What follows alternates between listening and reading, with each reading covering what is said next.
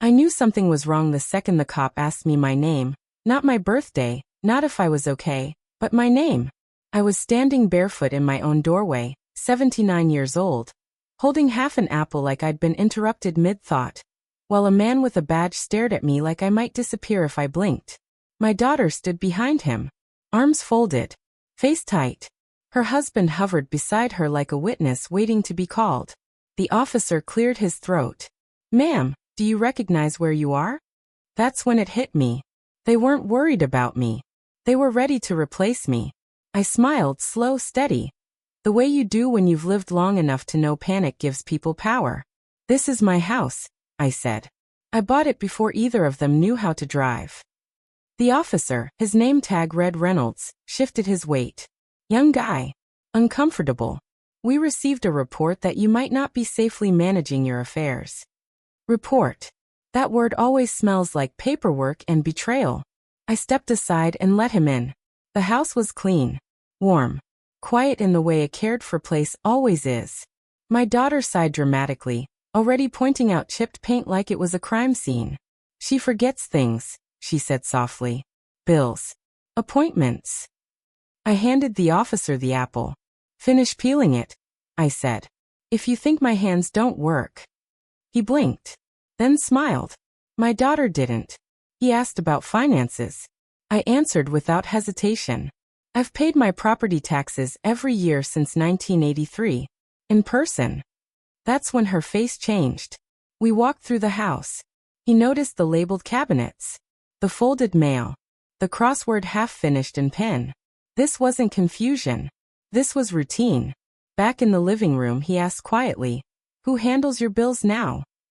"Me," I said. Then added, "Unless someone filed something behind my back." The air went thick. Officer Reynolds closed his notebook slowly.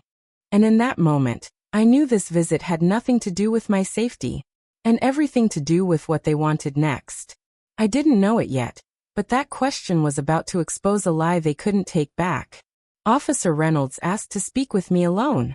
My daughter tried to object, quick, sharp, but authority doesn't raise its voice. He followed me into the kitchen where I'd made breakfast at the same table for 35 years. "Something doesn't add up," he said quietly. I nodded. "It never does when people rush your ending." He asked about falls, confusion, missed payments. "No," I said to all of it. Then he asked the real question. "Has anyone asked you to sign over control of your finances or property?" I didn't answer right away. I just reached for the cabinet beside the desk and pulled out a binder. Thick, heavy, organized. "Taxes," I said. "Every year. Receipts included." He flipped through it slowly. His eyebrows lifted. Dates. Amounts. My handwriting neat, unshaken. My daughter stood in the doorway, twisting her fingers. "How did you even keep all this?" she asked. "Because it's my life," I said. "And I pay attention." The officer paused. "These payments were made in person. I like being remembered." Then he lowered his voice. "Ma'am, a competency review was requested on your behalf." There it was. "I didn't request that," I said. He nodded once. "I know." Silence filled the room like dust in sunlight.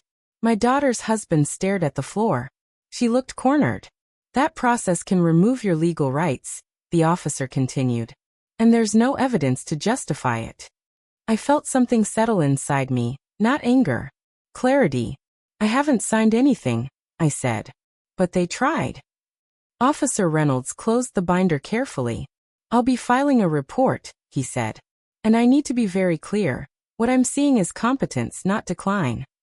My daughter's face flushed. "This isn't fair," she snapped. "No," I said calmly. "What you tried wasn't fair."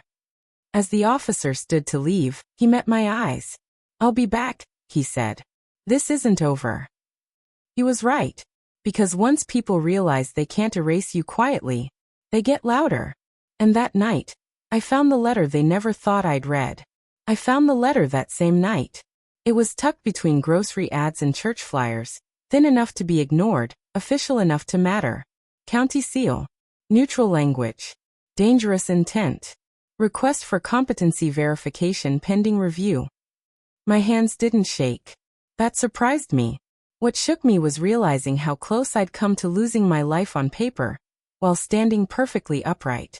They'd already started the process. Not talked to me. Not warned me. Just filed and waited for time to do the rest. That's the trick people use when they think you're fading. They move quietly and call it kindness. The next morning, I didn't call my daughter. I called Evan Mitchell, a lawyer I hadn't spoken to in years. He'd once told me, if someone ever tries to rush you legally, call me before you explain yourself to anyone. He answered on the second ring. Evan, I said, someone tried to declare me incompetent without my consent. There was a pause. Then his voice changed. That's not help, he said. That's control. By noon, I was sitting in his office downtown, laying out my records across a polished table. Taxes, bank statements, insurance. 40 years of proof that I wasn't confused, I was consistent. They don't have a case, he said. But they tested the system. I nodded. And I don't plan to let them try again. We filed protections that afternoon. Notices, restrictions, paperwork that made one thing clear. I speak for myself. When I got home, my phone was buzzing nonstop. Missed calls. Messages dripping with concern that suddenly sounded rehearsed. You embarrassed us. You made it hostile. We were just trying to help. I didn't respond. Because help doesn't arrive disguised as paperwork. I poured tea, sat at my kitchen table, and for the first time in weeks, I felt something solid under my feet again. What they didn't know yet was that the system they tried to use against me had already turned. Officer Reynolds returned 2 days later. This time, I wasn't nervous. I was ready. He didn't bring a clipboard. Just a folder, thin final.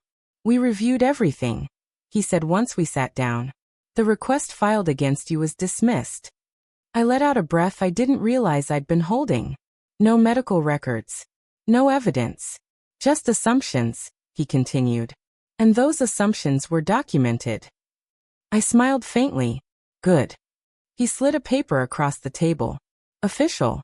Signed. Permanent. Any future attempts require direct confirmation from you, he said. No exceptions. That's when it hit me. They couldn't do it again. Not quietly. Not easily. As he stood to leave, he hesitated. I've seen this before, he said. People confuse inheritance with urgency. I walked him to the door. Thank you for seeing me instead of their story. He nodded. You made that easy. After he left, the house felt lighter. Not empty, mine. That evening, my daughter showed up unannounced. Alone this time. You went too far, she said the moment I opened the door. No. Y replica calmly. You did. I just stopped pretending. She argued. Deflected. Tried guilt. Tried fear. Finally she asked, so what now? I looked her straight in the eyes. Now you see me as I am, I said. Or you don't get to manage me at all. She didn't answer. She just left. And for the first time, the silence didn't feel lonely. It felt earned. But I still hadn't made the one decision that would end this for good. I didn't sleep much that night. Not because I was scared, but because my mind was finally clear enough to see what I'd been avoiding. This wasn't just about a letter or a police visit. It was about who would speak for me when I wasn't in the room. The next morning, I made coffee, sat at the kitchen table, and stared at the walls I'd painted myself decades ago. Every mark had a memory. Every corner had weight. By 10, I was back in Evan's office. I need this airtight, I told him. Not aggressive.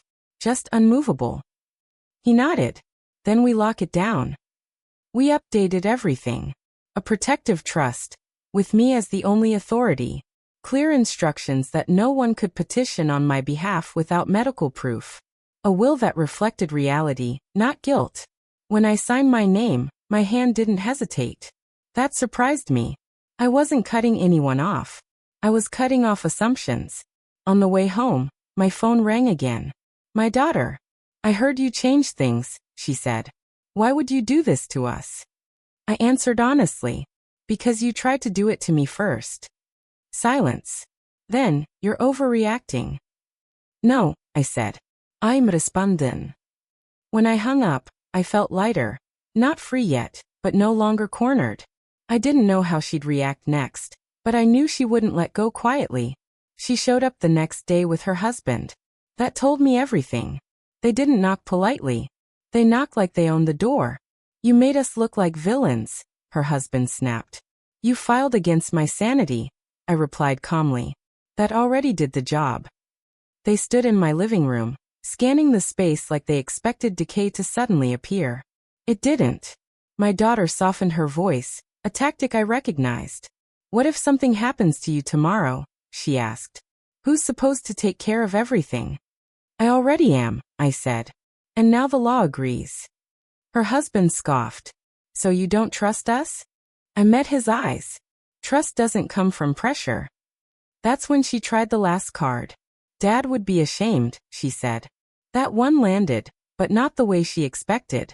Your father taught me to stand up straight, I said quietly. Not hand my life over to someone who panics when they can't control it. They left angry. No apology. No understanding. Just doors closing. That evening, a neighbor's kid fixed my porch light without being asked. Didn't want anything. Just helped. And that's when it clicked. Care doesn't rush you. Control does. What they didn't realize was that one final step would make sure this could never happen again. The last step wasn't emotional. That's what made it powerful. It happened on a quiet Tuesday morning, the kind that doesn't announce change but delivers it anyway. I sat at my desk, sunlight cutting across old wood, and signed the final document. Evan slid toward me. This makes it permanent, he said. No back doors. No quiet filings. I didn't hesitate. This document didn't erase my daughter from my life. It erased the idea that my life was waiting to be taken over. When I got home, I locked the papers in my drawer and stood there longer than necessary, my hand resting on the wood. Not shaking. Not weak. Certain. That afternoon, word spread faster than I expected. Family has a way of sniffing out control slipping through their fingers. My sister-in-law called first. Careful tone. Gentle questions. Then a cousin I hadn't heard from in years suddenly checking in. Funny how concern multiplies when authority disappears. My daughter didn't call. That told me she already knew. That evening, I sat on the porch as the sun dropped low, the air warm against my skin. A neighbor waved. Another stopped to chat. No one questioned my clarity. No one hovered. This was normal. I realized then how dangerous quiet manipulation really is. It doesn't shout.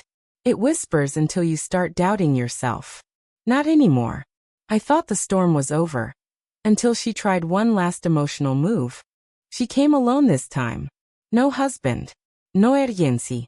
Just her, standing on my porch like someone rehearsing a speech she didn't believe in. I don't want us to be like this, she said. I stepped aside and let her in. Boundaries don't mean cruelty. She looked around the house again, slower now, like she was seeing it instead of inspecting it. I was scared, she admitted. You're getting older.